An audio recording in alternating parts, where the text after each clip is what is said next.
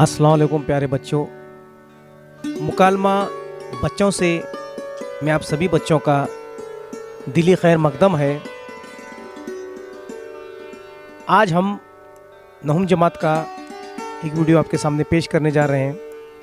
अगर आपने अभी तक इस चैनल को सब्सक्राइब नहीं किया तो सब्सक्राइब कर लें और बेल आइकन पर क्लिक कर लें। नहुम जमात में अपना सबक नंबर 2 है पोस की रात, जो सिन्फ उसकी है अफसाना। तो बच्चों, आप जो है 7वीं जमात में पढ़ चुके हैं बूढ़ी काकी। बूढ़ी काकी जिसके मुसन्निफ है मुंशी प्रेमचंद। आपने 8वीं जमात में भी अफसाने पढ़े। तो को 9वीं जमात से 12वीं जमात तक की तालीम का जो मरहला है, जो स्टेप है, थोड़ी सी मुश्किल है।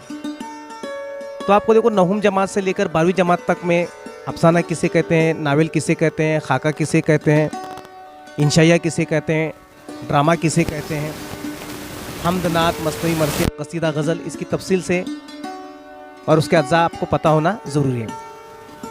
तो चलिए आज हम शुरू करते हैं मुसन्निफ की जान पहचान। तो मुंशी प्रेमचंद जो है को देहाती अफसानों का या उर्दू ज़ुबान का पहला अफसाना कि जिनके अफसानों में गांव की कहानी, गांव में सांस लेता हुआ किसान अफसानों में मिल। तो कस्मोपरसी की ज़िंदगी गुजारने वाले गरीब नादिर तबके की कहानी जो है प्रेमचंद ने अपने अफसानों में पेश की है। प्रेमचंद को उर्दू का पहला अफसाना का तस्लीम किया जाता है। वो बनारस के एक गांव लम्ही पांडेपुर में पैदा हुए। 31 जुलाई 1980 को पैदा हुए। उनका असल नाम धनपत राय था। वो अपनी ज़िंदगी का आगाज़ उन्होंने नवाब राय के नाम से किया। फिर वो प्रेमचंद के कलमी नाम से लिखने लगे और इसी नाम से मशहूर हुए। इब्तिदाई तालीम उन्होंने गांव में ही हासिल की। 7वीं तालीम मुकम्मल करने के बाद वो सरकारी मुलाजिम हो गए। शुरू में तदरीस के फ़राइज़ अंजाम दिए। तदरीस यानी कि पढ़ने पढ़ाने का जो काम जो है, उन्हें बचपन ही से लिखने पढ़ने का शौक़ था। 1908 में उनकी कहानियों का पहला मजमुआ सोज़े वतन के नाम से शाये हुआ, जिस पर अंग्रेज़ी हुकूमत ने पाबंदी आयद कर दी। प्रेमचंद ने 300 से ज़ायद अफसाने और 12 नावल लिखे हैं, जिनमें गौदान, गबन, मैदान अमल, बाज़ार हुस्न अहम है।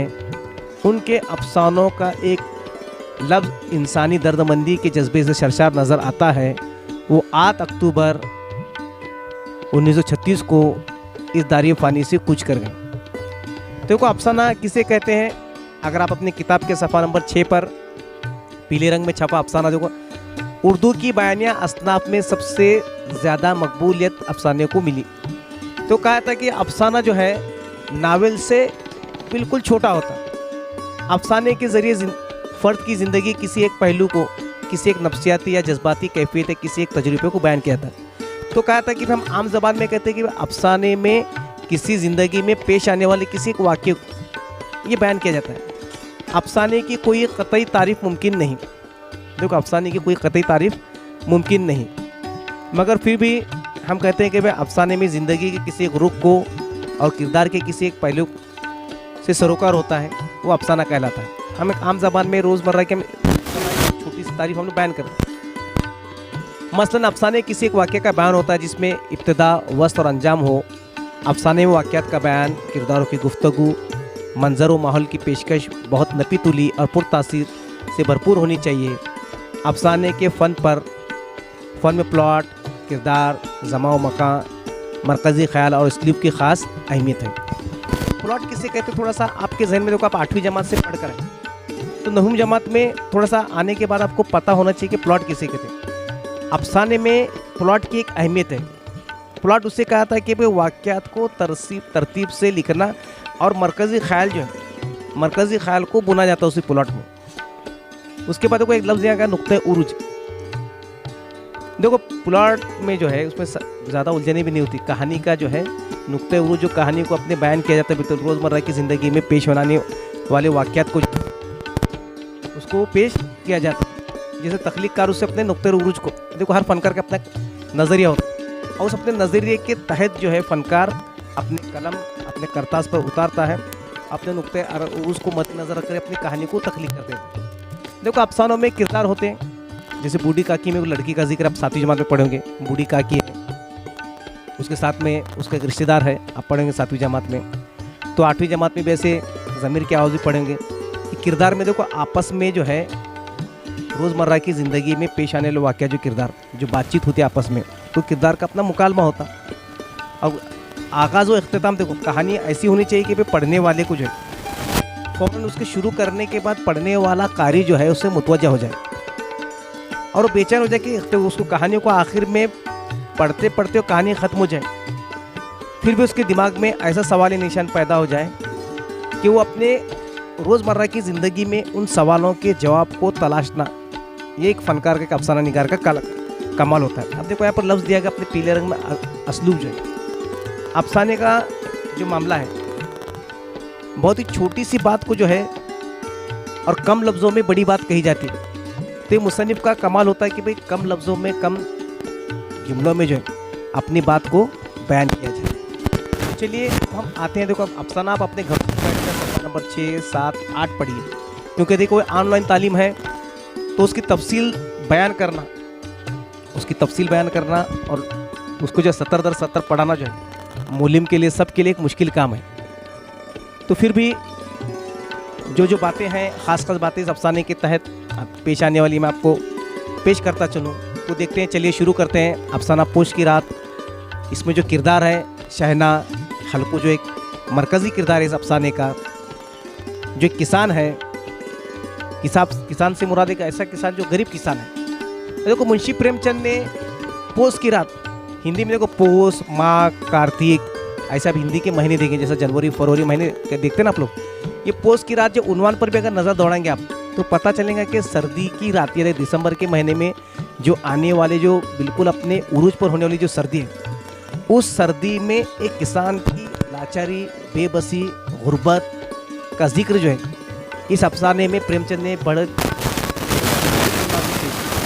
मुंशी प्रेमचंद ने कहा 1930 में जो अफसाना जो 1930 में उन्होंने लिखा है, इसको तहरीर की। इस अफसाने का दर्द बयान होता है और इस अफसाने की असल जो बात है वो है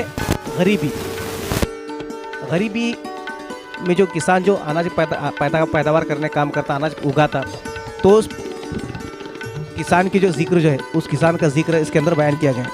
जो अनाज पैदावार काम करता बहुत अहम काम अंजाम देता है। अपना हिंदुस्तान देखो ज़राअत पर मबनी मुल्क है, ज़राअत पर मबनी अपना हिंदुस्तान मुल्क है, फिर भी देखो यहाँ पर बयान किया गया कि भाई एक किसान है जो अनाज उगाने का काम करता, अपने खेतों में दिन रात मेहनत करता, फिर भी उसके पास इतना पैसा नहीं होता। हल्को जो अहम किरदार है तो जिसके पास इतना पैसा भी नहीं कि सर्दियों से बचने के लिए वो एक कंबल भी खरीद सके। और प्रेमचंद ने देखो इसी बहाने से हिंदुस्तान में एक दूसरा जो तबका है, जो अमीर तरीन तबका जो है, जो अमीर तरीन तबके पर भी एक गहरी चोट की प्रेमचंद ने कि वो तबका जिसके पास माल और दौलत, ऐश व आराम की तमाम जो चीज़ें मैसर हैं, वो अपने पैसों को फजूल खर्ची करता, बेनतहा उसके पास दौलत है। और एक ऐसा तबका जो किसान का जो तबका है जो खेती करते रहता, जो गरीबों के लिए काम करता।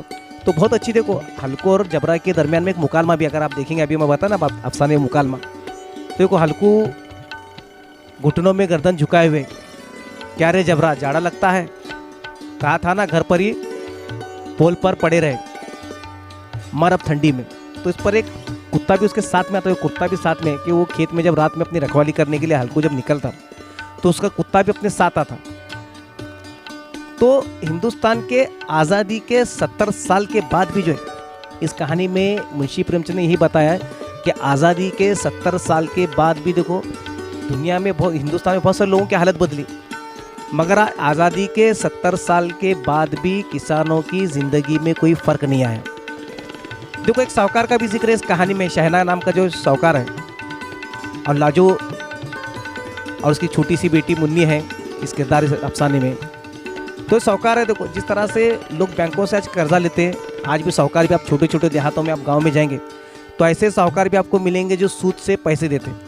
तो इसी तरह इसी कहानी में मुंशी प्रेमचंद ने उस सूदखोर साहूकार का जिक्र किया है जो अपने खौफ से, डर से जो है डरा कर जो है गरीब किसानों पर उस पर होने वाले उसके जुल्म का जिक्र भी जो है मुंशी प्रेमचंद ने बहुत ही प्यारे अंदाज में, बहुत ही अच्छे अंदाज में उन्होंने किया। तो आप उसको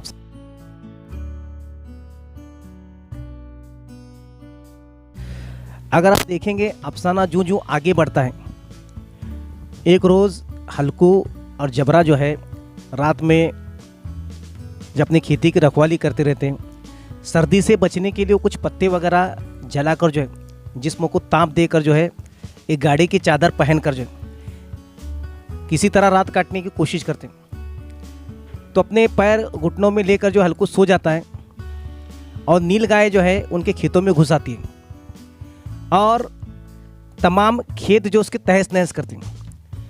तो आज अपना मुल्क आज़ाद होने के बाद भी किसान के पास इतना रुपया पैसा भी नहीं है कि जो मझोले और जो छोटे किसान हैं कि वो अपने खेती को चारों तरफ से जो है कोई बाड़ लगा सके, कोई जंगली जानवर न घुस सके। बार बार यहाँ पर इसी बात का जिक्र देखो, आज भी आज़ादी के 70 साल बाद भी अपने हिंदुस्तान में उसकी हालत नहीं बदली। देखो, जय जवान जय किसान के हम नारे तो लगाते, मगर किसानों की हालत पर अगर हम गौर करेंगे तो आज भी जूं की तूं वैसी है। तो फिर वो नीलगाय घुसने से पूरी खेती तहस नहस कर देती। जब सुबह जब उसकी बीवी आती है तो जब देखती तो वो बड़ी पूरी खेती जो लहला रही थी, खेती जो नील गायों ने जो है ना रात में अपने पैरों से रोंद कर उसको तहस नहस कर दिया। तो उसकी बीवी कहती कि भाई ऐसी खेती से क्या फ़ायदा, ऐसी खेती से क्या फ़ायदा। तो अपने शोर से कहती कि अब तुम्हें खेती करना छोड़ दो, खेती तो पूरी बर्बाद हो गई। अब वो शहना को अपने को पैसे तो देना है, और वो बड़ा जालिम है, वो अपने पैसे लेकर ही रहेगा। तो साथ ही साथ अगर आप उसको देखेंगे तो उसकी बीवी उसको आमादा करती कि हम चलो शहर में जाएंगे और शहर में जाकर मजदूरी करेंगे। मगर हल्कू जो है अपने बाप दादाओं की विरासत से जो किसान है उसको छोड़ना नहीं चाहता। वो पूरी उम्मीद है, वो कहता है कि भाई दूसरों की गालियाँ, मजदूरी में भी दूसरों की गालियाँ खाने पड़ेंगे, वो अपना काम नहीं किसी दूसरों के पास जाकर के काम करना पड़ेगा। जब क्लाइमैक्स में जब कहानी पहुंचती क्लाइमैक्स में अगर आप देखेंगे तो हल्कू बहुत मायूस है। वो अपनी बीवी से कहता है कि मेरा भी जी कहता है कि मैं खेती छोड़ दूं, मगर जब मजदूरी का ख्याल जब मेरे दिल में आता है तो मैं घबरा उठता हूँ, क्योंकि मैं किसान का बेटा हूँ और मैं मजदूरी नहीं कर सकता। चाहे कितनी ही दुर्गत क्यों ना हो जाए, मैं खेती का काम ना बिगाड़ूंगा, काम ना बिगाड़ने खेती का काम मैं कभी नहीं छोड़ूंगा।